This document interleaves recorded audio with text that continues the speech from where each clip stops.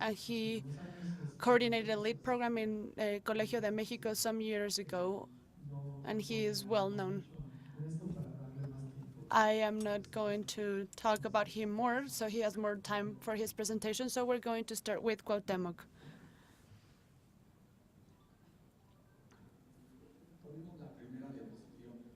Can we start with the first slide, please? Thank you.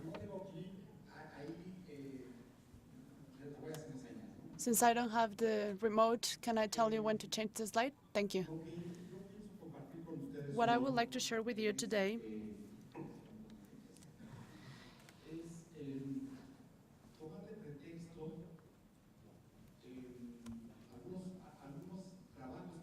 is use some works that I have been carrying out with my team recently. And based on that, I would like to share with you the challenges associated with climate change, what we have learned from our experiences, thinking about recommendations and opportunities to work especially with INEGI. José Luis, I would like to focus a little bit on these opportunities that we have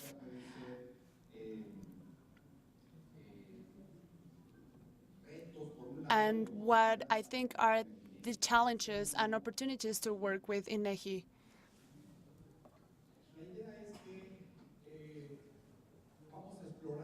What we're going to do is to explore some elements of the rural and urban dimensions. And I would like to share with you 3 cases. One of them is related to climate change in Mexico City, which is a project that we developed with the World Bank for Mexico City. The second case would be a more global case about ecosystems, the Great Marine Ecosystem, which is a project developed in Texas for the Gulf of Mexico. And finally, talk about a project that we did with El Centro Mario Molina for Oaxaca. And talk about my experiences from those cases. I am going to quickly go through some concepts that I think are relevant to climate change and that will set the context of my presentation. First of all, the topic of adaptation and mitigation as fieldworks. In the case of the green agenda, you can go from the mitigation agenda to the adaptation agenda and work freely. In the case of restoring woods, in that case, we can actually apply the mitigation concept, but if we didn't have woods or forests, we wouldn't have this concept. So if I'm working with adaptation and mitigation, and the green agenda is in between those 2 concepts.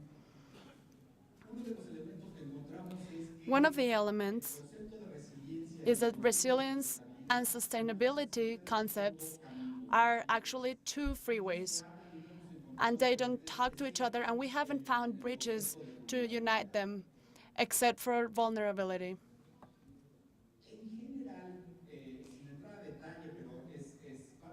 In general terms, and I'm not going to go into detail here, but we know that if we have more diversity, there's more resilience, that sustainability is possible if we have a lot of diversity. Thus, adaptation capacity is the same. The only concept that can actually help us to integrate this debate is being able to measure in a precise way and very accurately vulnerability. So if we increment vulnerability, sustainability and resilience are going to decrease. But nowadays, we haven't found the possibilities to create these bridges. Again, I'm not going to go into detail, but I would like to mention that in the 3 cases that I'm going to talk about today, and based on my experience, we have run into a different dialogue between the academia and the policymakers. And these barriers are part of the elements that I think are important to talk about, and we need to find a solution for them. Another something interesting is that there are two different languages between the policymakers and the academy. They talk two different languages and they have different interests, and we need to build a bridge to overcome these differences.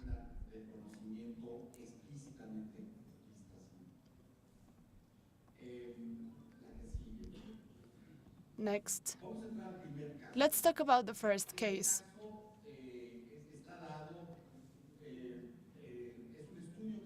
This is a study that was carried out in 4 cities at the same time. You can see the links on the presentation so you can see the studies. We worked on the Mexico City project. The other cities were Sao Paulo, Tanzania, Jakarta, and Mexico. And what we wanted to do was to find relationships between poverty, vulnerability, urban zones, and climate change. As you may understand, the metropolitan zone in Mexico, we were able to estimate with certainty the urban risk. What we know is that as long as we need more complex data, the cost that you can see on the right side, the cost of information increases as well as complexity. We have 3 big columns, and this is what we did in the study, and we had an interdisciplinary team, and the National Autonomous University participated in this, and we have the institutions, which are in blue, the hazards, which is in the middle, and the socioeconomic part, which is what you see in yellow. When you need more complexity, the cost of information increases. I am not going to talk about methodology, but this is what we studied. This is the metropolitan area and how it has grown in the different decades. The red dots are in the last 10, 15 years, and how the center was in 1950. This is the metropolitan area that we studied. What do we know about weather? Well, we know that precipitation in the urban area has increased. This is what you see in the dots, but also in other extremes. We have more intensity in rain, and the amount of rain also increases in the metropolitan area. We also knew that rain is concentrated in the mountainous area, which is the brown part, and we also knew the times of the day and seasons of the year. That way we were able to estimate vulnerability.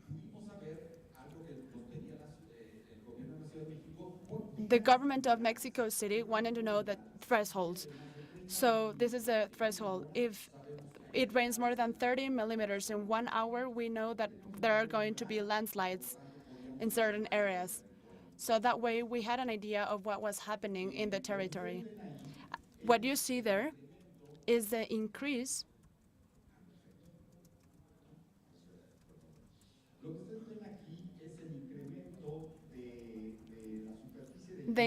of the rain surface compared in two different scenarios. We can see the damage created currently and the most drastic scenario, what would happen. So we could say that it is going to keep raining and it's going to be with more intensity, and this is going to keep increasing. The other thing is that because of asphalt and cement, the city has been creating a heat island. So what you can see here is the increase in cold or cool days in Mexico City have become more warm or warmer, and the 2 centigrades of the city, we're going to explain them with asphalt, and the other 2 with climate change. So here you can see the heat island currently, and what you can see is that the surface that is affected by this heat wave is increased. It has increased in the last 100 years, and in the next 20 years is going to keep increasing.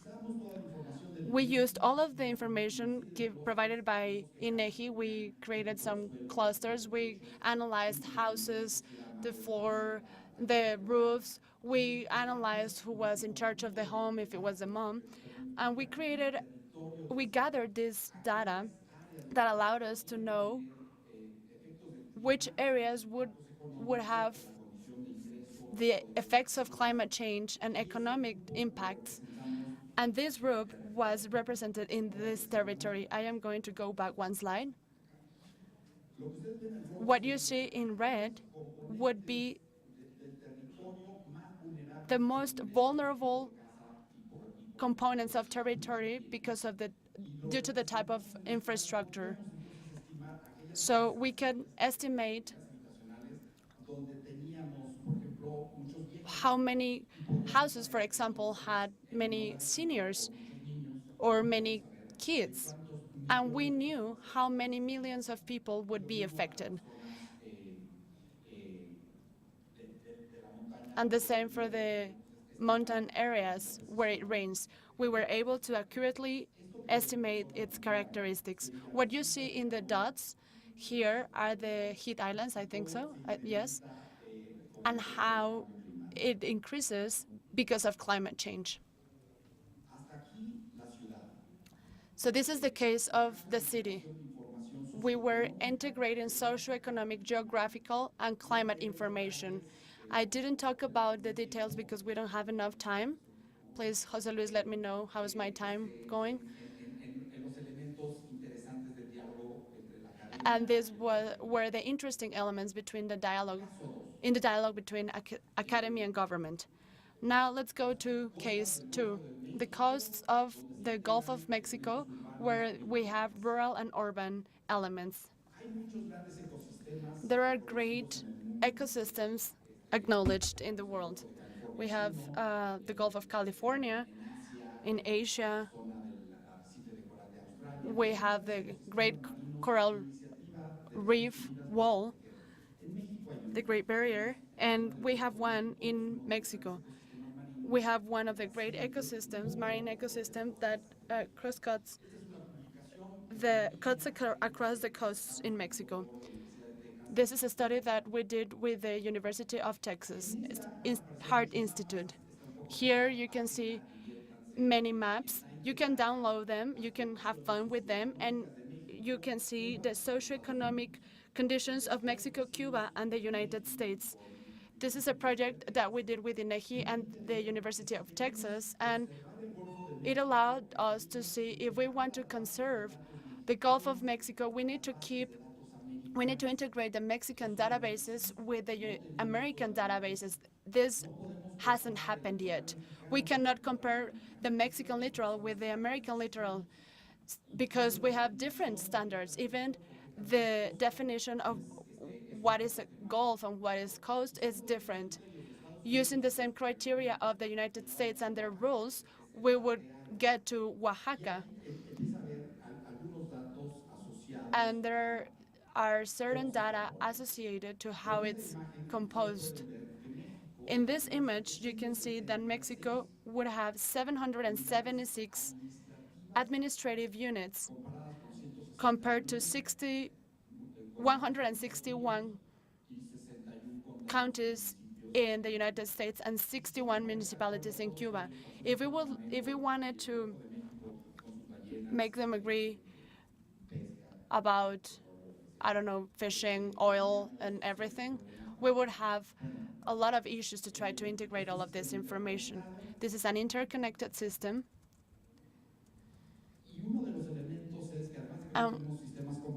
Besides the fact that we don't share systems, I am saying here that the United States knows about its seagrasses and Mexico doesn't know anything about this.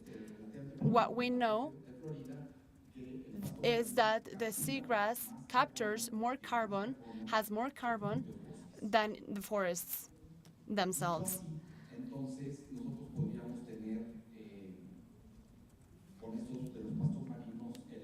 So this way, we would have elements that we don't have. We have maps of forests, but we don't have maps of seagrasses. So this is an interesting potential. Case 3. And then I will talk about my conclusions. We worked on a proposal for the state of Oaxaca that it would let them to deal with climate variations even without climate change. And what we did is to measure sinisters of the droughts or the effects of climate variations in a rural state, indigenous state, and where corn is the basis of their food. What we know is that during La Niña, they have normal conditions, but in case of Niño, they have very bad droughts. So we needed to use a map to be able to alert them and so they can know what to do with their crops. We don't have this information yet. They don't even understand what Niño or Niña is. But every time that we have Niño, and this is what you can see in the graph, there is a sinister for the crops, and there are very serious crises in the forests and in the food. So let's say that we built a proposal to alert people, and the government of Oaxaca was very happy. And they said, well, if we need to monitor the sea, that's good. Let's do it. And with these 3 cases, I would like to propose some conclusions. The urban and rural agendas are 2 different topics. We need to integrate them in INEGI's agenda, because they do great works in rural and environment, but when we talk about the city, they don't do such a great work. Another thing is that INEGI has a great opportunity to estimate vulnerability, the best opportunity of any other institution.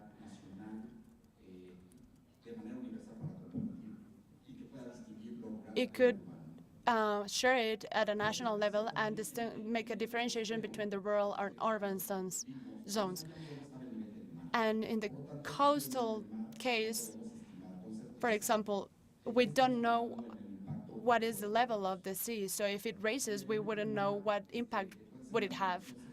And the sea level information is not integrated with our products.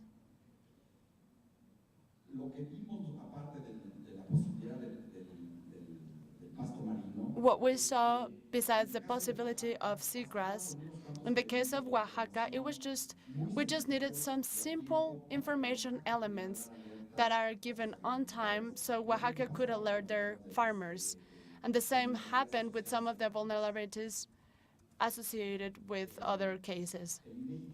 INEGI has a great opportunity, and we really want to take it.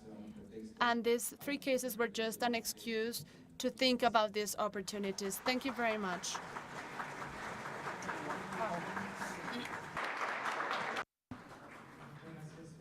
Thank you, Cuauhtémoc.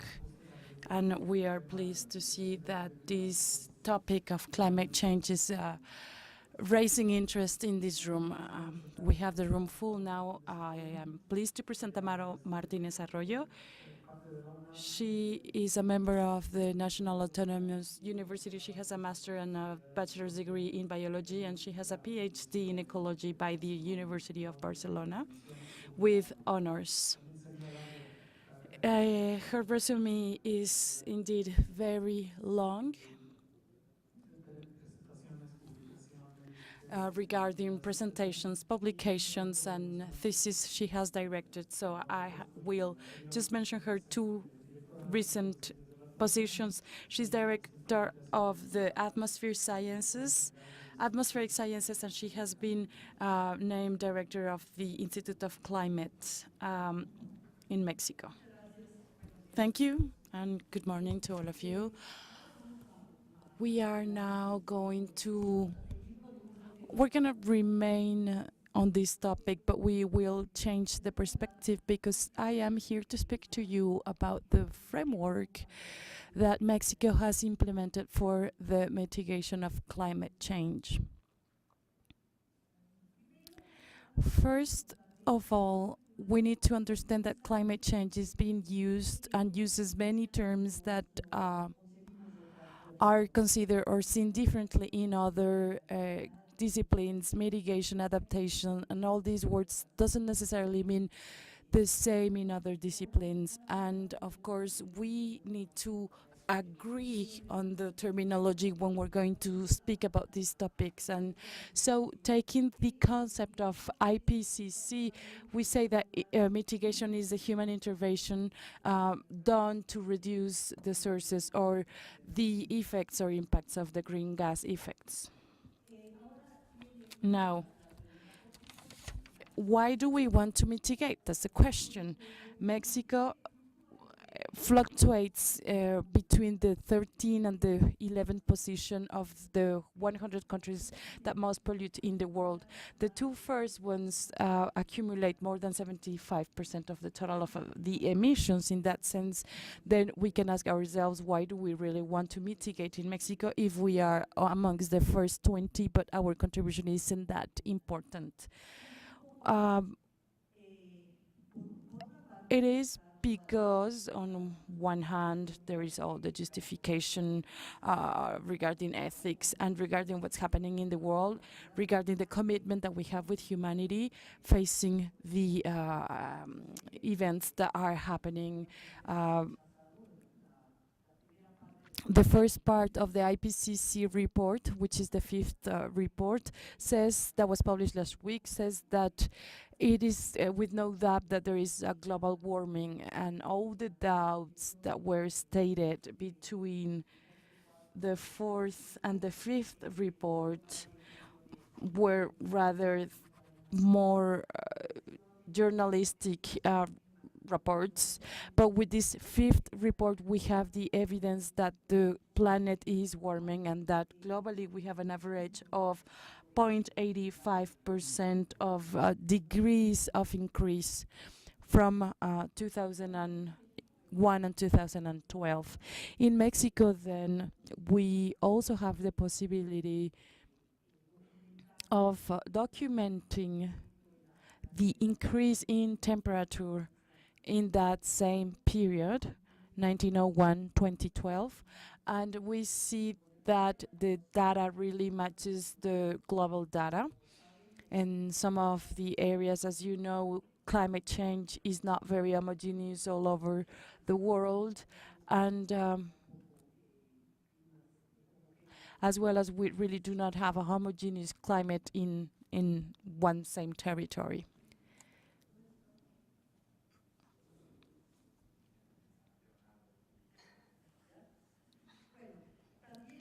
Also, on the other hand, on top of the increase of temperature, we have changes in the composition of the atmosphere, which are really evident and that come from before we started speaking about climate change, and that have to do directly with the composition of the atmosphere. CO2, CH4, and N2O has been confirmed, and this is one of the information that we got in the fifth report of the IPCC. We see that emissions has increased unprecedented levels in the last years, and we also know that between a 75 to an 80% is due to the fossil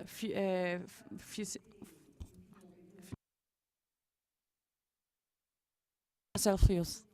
And so oceans has been absorbing great amount of this impact, and their temperature has also increased in the last 75 meters at least, and their pH has decreased as well. So acidity is increasing.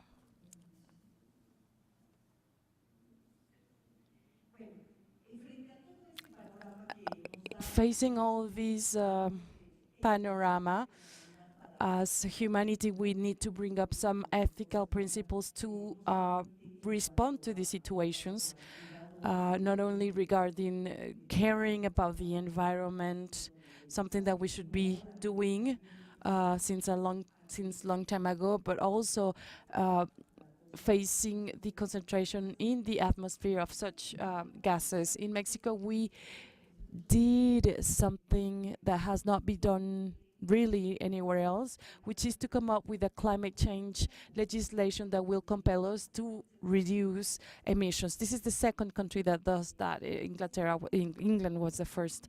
And this was very interesting because it would seem that we're shooting ourselves when we have an environment where there is a lot of degradation in the environment and etc. But if we don't seize this opportunity of being compelled to reduce our emissions and having a legal institutional framework to meet this, then it would be really difficult to achieve these goals. So generally, there was a lot more there was a lot more transparency in the climate change national system, but I think that the main factors or features are here. This system is described in the legislation, and it includes the federal, state, and local governments with very detailed programs. They have a commission, a climate change commission that includes 13 ministries and the presidency. They have a committee on climate change that gathers experts from the academy and from the civil society. It has a climate change and ecology national institute whose main functions are to generate and integrate studies, scientific studies, technical studies that would serve as an evidence and to support decision making regarding ecology and climate change. And finally, this same institute has an evaluation or assessment committee that every certain amount of time would have to review the policies to see if they are being met or not. And this is something very new within the legal system in Mexico regarding, specifically regarding environmental issues. We have a lot of laws, but very few mechanisms to follow up and legally binding, actually, which is very important because that will make us, or that will compel people to abide by these legislations. And also we have some very concrete goals for the mitigation, and this is what I would like to share with you. We are proposing to have a reduction of emissions by 30% by 2020 regarding the inertial scenario, meaning something that what would be the scenario if we wouldn't do anything? Reduce the emissions, 50% of the emissions by 2015 regarding the emissions on or as opposed to emissions in the year 2000, and also 35% of the participation of the clean energy sources for the generation and electricity by 2024. And the advantage of these is that they are an opportunity for new types of initiatives, even business in the private sector regarding the clean sources of energy and regarding the automobiles, etc., the fleet, etc. And we also drew a climate change national strategy that draws some of the axes, strategic axes, and some of the elements for the adaptation and mitigation policies. Here we have something that we should stress out, which is in all of these graphs where we see the emissions, we see that they have by 2010 2010, they reached 748 MTCO2, whose main sources were the production of energy and transportation. But something else that we realize is that economy, you see how the GDP is stated there in the slide, and they are really linked with the increase of the emissions. How can we split or divide our economy from the emission increase? How can we increase our economy without increasing emissions? And so these goals are very ambitious, as you can see, but I'll show you why. I'll show you that we would be able to meet it if we follow the following things. The immediate actions are stated here, and this is where we can really make a change. By 2020, we are planning a reduction in the emissions with 30% as regards to the baseline if we follow this dotted line that is called business as usual.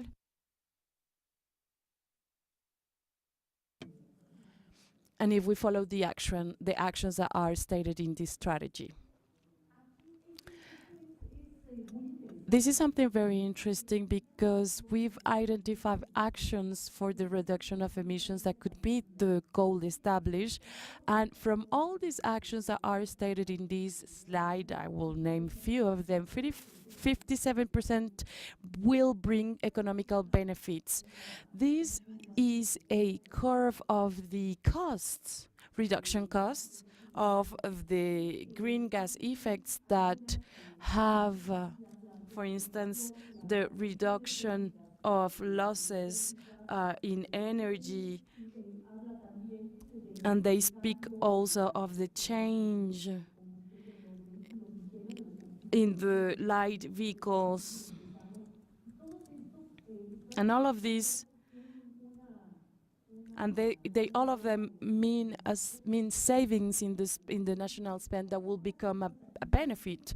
And there are some other things that will be a small investment, but they can be covered with the savings that we are obtaining from here.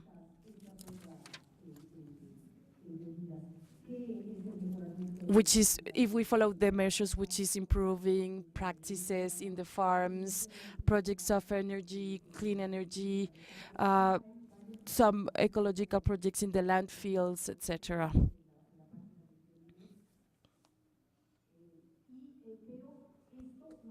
But this gives us hope that, well, these are not just good intentions, but also we are convinced that we can make people do good things and bring benefits for the society.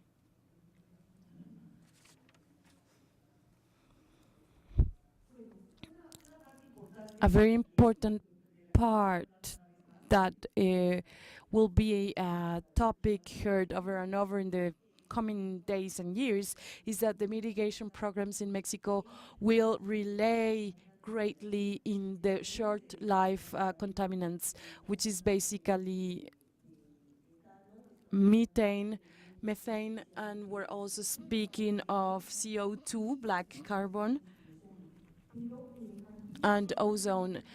And you can see here this very interesting curve published by the United Nations Environmental Program,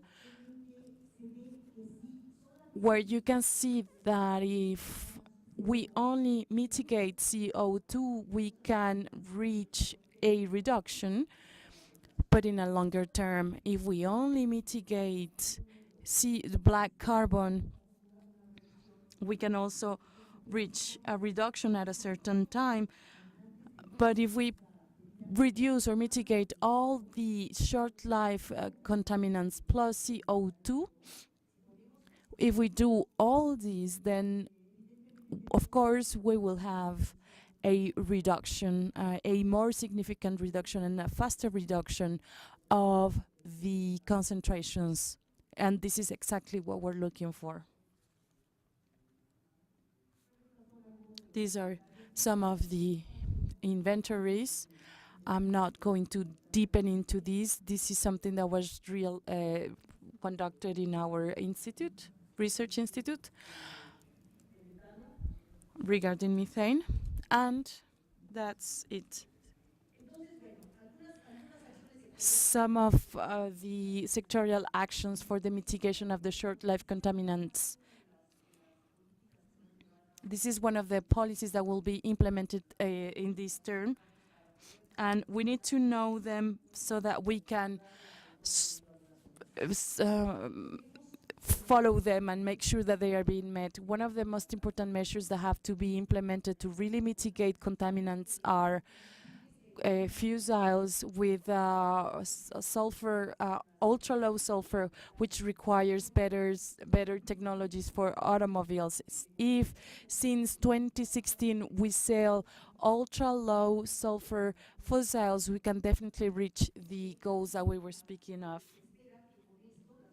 And we hope that with this, that the naphtha premium and magna will reduce 30 parts per million, and the ones diesel that has 15 parts per million will reduce to 15. And we also need better vehicle technologies or automobile technologies. So we are already aware about the electrical and hybrid vehicles, and this should be implemented, and we need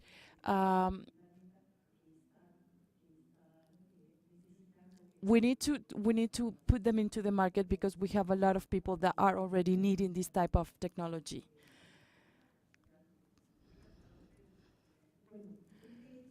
And just to conclude, I would like to let you know or speak to you about something that seems like an opportunity area for the grassroots organizations, for universities, and as well for municipalities and communities in the different states of this country. Internationally, there has been a lot of financial support for actions that strive for the mitigation. They are called NAMAs or NAMA, and it is about supporting actions that would encourage or foster mitigation, both in terms of reduction of emissions and as well to improve the sinking and National Assessment Agency. And if we really change the way we do things, we can really receive very interesting financing. We are trying to come up with a program that will increase the scope of the mitigation measures, and especially the improvement of the environment, and so that they would allow to increase the collection of greenhouse gas effects or in the reduction of emissions.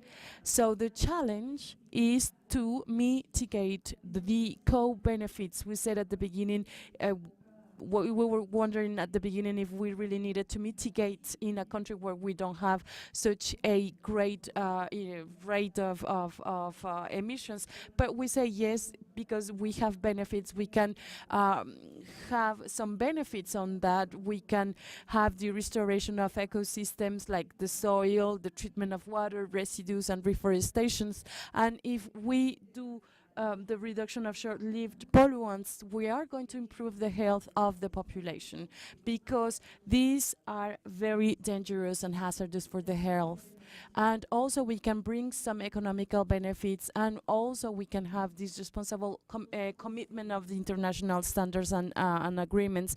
So regarding mitigation, I believe that we need to take this seriously, and we can really, from the society, from the academy, and from the government, we can really see how to meet these commitments, because it's going to allow us to have a better quality of life now and fix many of the environmental problems that we're facing today. Thank you.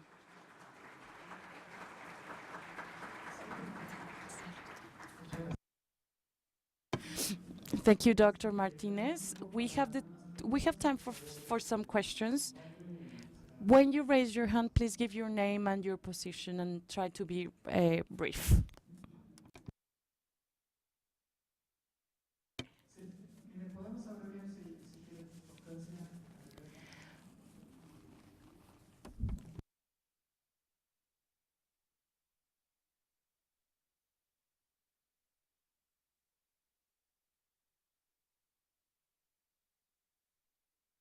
I have two questions for you, Doctor. How do you insert the policy of reduction of generation of electrical energy with non-pollutant sources within the energetic reform that is being proposed by the President currently? That would be my first question, and the second question would be, it is true we can generate energy from the landfills. You were giving us a strategy, and I believe that in Mexico we need the participation of the community. But in terms of the exercise of the municipality, which are the ones that administer the landfills in the country, how can we meet this objective when in the country there is only one landfill in Monterrey that generates energy? The rest of the landfills do not do that. Aguascalientes has a little bit tried this experience, but how can we increase and how can we promote these type of initiatives? Thank you for your questions. I believe that it is totally true. We are currently in Mexico afraid of all the new programs that are being proposed. I believe that we are undergoing a phase in which the sense of emergency is really affecting us, and we need to seize this opportunity to do things that we haven't done before, and we need to do now, which is climate change. Of course, landfills are one of the issues, and another are, well, to find alternative sources of energy. I believe that the energetic reform really centers on fossil fuels, and we really do not, the reform does not cover how are we going to generate clean energy sources and renewable energies. And so 24% of the clean energies that exist in Mexico currently, 21 are from hydroelectrical plants, only 2 from wind energy, and only 1% is photovoltaic. And so actually with these we see that we have great areas opportunities to push these initiatives, and saying moreover that there is a legislation behind, there is a legal framework behind us that will support our arguments with good projects, with a better social organization. I think we can reach that, we can accomplish this goal. Regarding the municipalities, we are conducting some or implementing some projects that are called PACMUN, which are action programs by the municipalities. They are being implemented in different places in the country, and but municipalities don't have to wait for this program to reach their lands. They can just gather and start putting in place some other projects, actions